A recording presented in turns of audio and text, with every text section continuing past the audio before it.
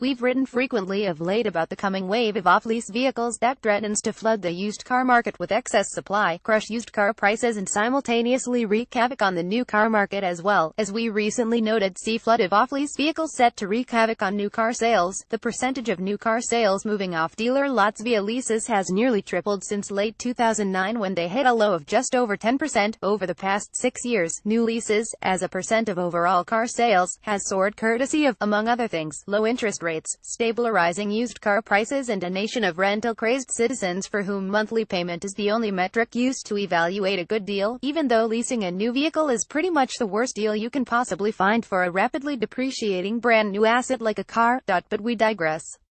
Of course, what goes up must eventually come down, and all those leases signed on millions of brand new cars over the past several years are about to come off lease and flood the market with cheap, low-mileage used inventory. By the end of 2019, an estimated 12 million low-mileage vehicles are coming off leases Inc. during a 20,142,016 spurt in new auto sales, according to estimates by Atlanta-based auto auction firm Manheim and Reuters.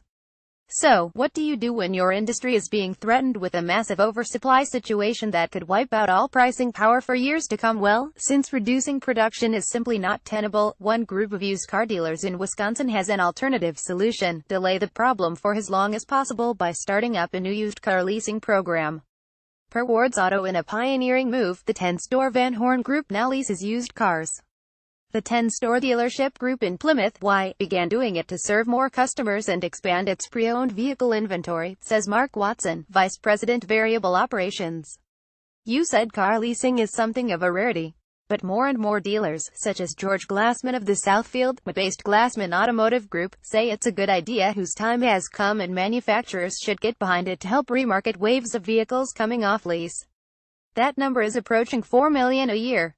We are trying to create with used vehicles a unique position, one that allows us to put the client into more vehicle at a lower payment through a lease, he says.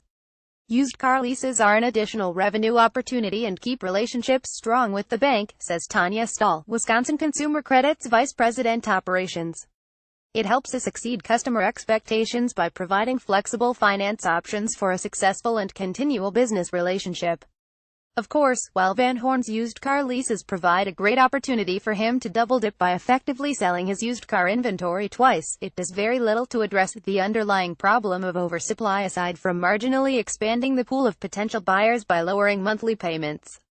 Moreover, as Wards notes, used car leasing is not necessarily a new phenomenon, as it has historically popped up during previous economic cycles when the auto industry faced similar problems. That said, in past cycles at least, the concept was quickly scrapped after banks realized it's nearly impossible to accurately underwrite the risk on a used vehicle when you have absolutely no idea how badly the car may or may not have been abused by its first owner.